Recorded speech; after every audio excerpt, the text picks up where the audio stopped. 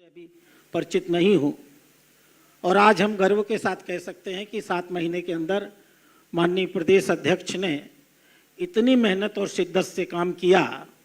आज वो इतने लोकप्रिय हैं एक प्रदेश अध्यक्ष के रूप में कि इनके खिलाफ किसी ने नामांकन करने का भी हिम्मत नहीं जुटाया।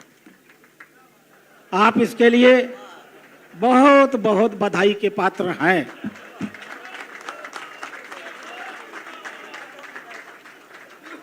मैं आपको बता दूं कि 3 लोगों ने राजस्थान से मुझसे चुनाव लड़ने की इच्छा जाहिर की थी। मैंने उनसे कहा था कि प्रदेश कार्यालय पर चले जाइए, वहाँ की प्रक्रिया समझ लीजिए, आप नामांकन करिए, मैं चुनाव करवा दूंगा। मैंने उन्हें आश्वस्त किया था, लेकिन वो यहाँ आए और यहाँ से लौट गए और कहे कि नहीं, मैं पर्चा दाखिल नहीं करूंगा। यह आपकी लोकप्रियता की पहचान है। लेकिन माननीय प्रदेश अध्यक्ष जी, लोकप्रियता बहुत सी चुनौतियों को भी लेकर के आती है। सबसे बड़ी चुनौती यह है कि राजस्थान में आपकी सरकार है। संगठन के लिए मैं इसे हमेशा चुनौती मानता हूं, क्योंकि जब सरकार अपनी होती है तो हमारे मन में संतुष्टि का बोध होता है। हमें लगता है कि हमने सब कुछ पा लिया है। हमें लगता है कि पूरे राजस्थान में हमारा ही बोलबाला है। हम आत्मश्लाघा से, अति आत्मविश्वास से इतना डूब जाते हैं कि माननीय मुख्यमंत्री के पांव में ही अपना पांव डाल करके हमें लगता है कि संगठन का काम हो गया। ऐसा कतई नहीं होता। संगठन का बहुत सा काम अधूरा है। हम जब राष्ट्रीय स्वयंसेवक संघ के बारे में कहते हैं कि राष्ट्रीय स्वयंसेवक संघ हिंदू समाज में एक संगठन नहीं है, हिंदू समाज का एक संगठन है। दोनों में बहुत बड़ा अंतर होता है। हम मानकर चलते हैं कि जब तक इस देश का एक एक हिंदू राष्ट्रीय स्वयंसेवक संघ का स्वयंसेवक नहीं बन जाएगा, तब तक हमारा दायित्व तो नहीं पूरा होगा। ठीक वही बात एक राजनीतिक शाखा के ऊपर लागू होती है। राजस्थान के 8 करोड़ नागरिक,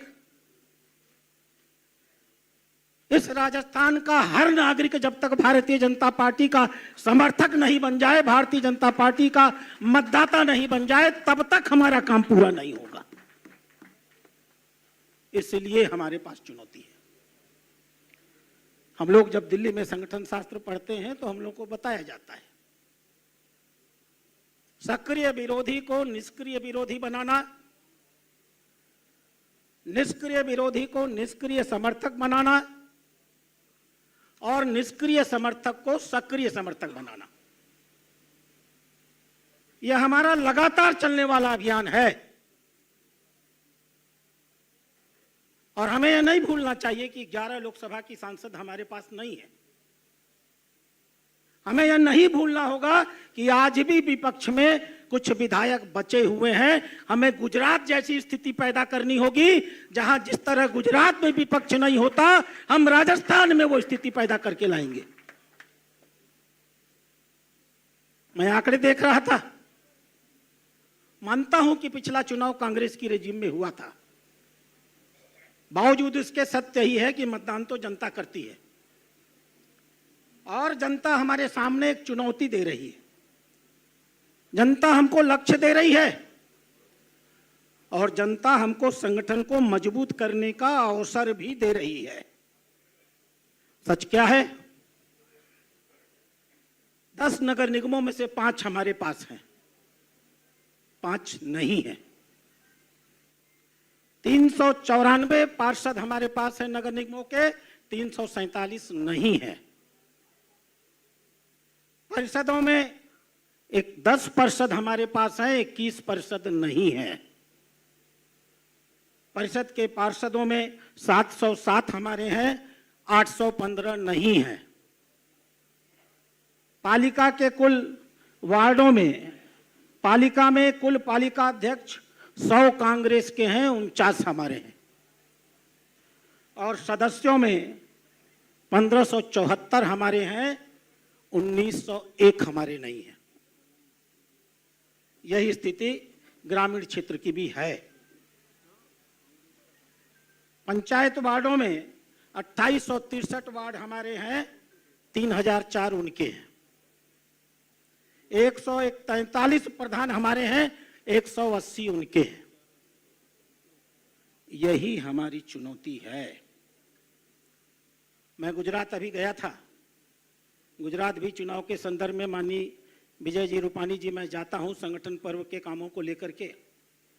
कितना गर्व के साथ गुजरात के कार्यकर्ता कहते हैं, डॉक्टर साहब एक छोटे से छोटे वार्ड का चुनाव हो जाए, एक नगर निगम के पार्षद का चुनाव हो जाए, नगर निगम का चुनाव हो जाए, भारतीय जनता पार्टी के अलावा गुजरात में स्थानीय निकाय में कोई नहीं जीतता।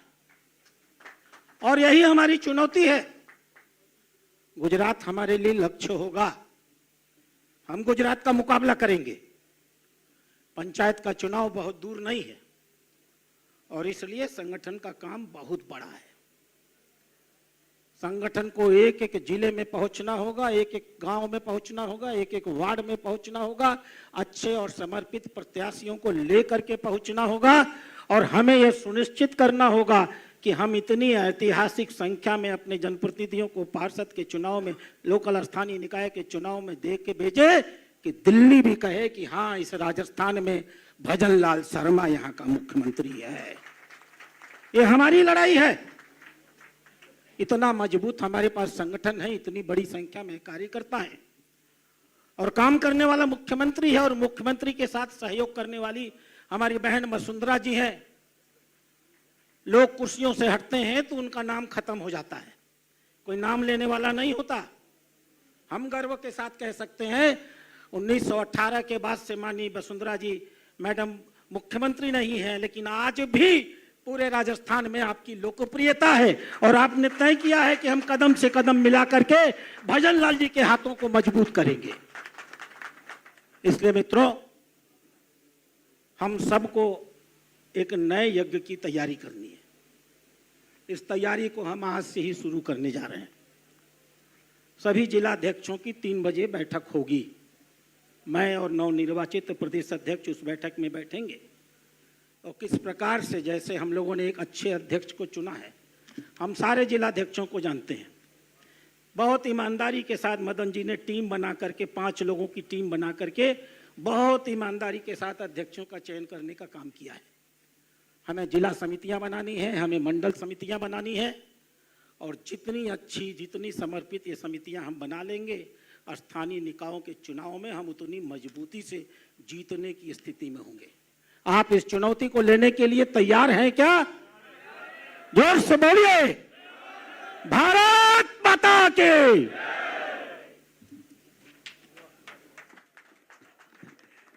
धन्यवाद।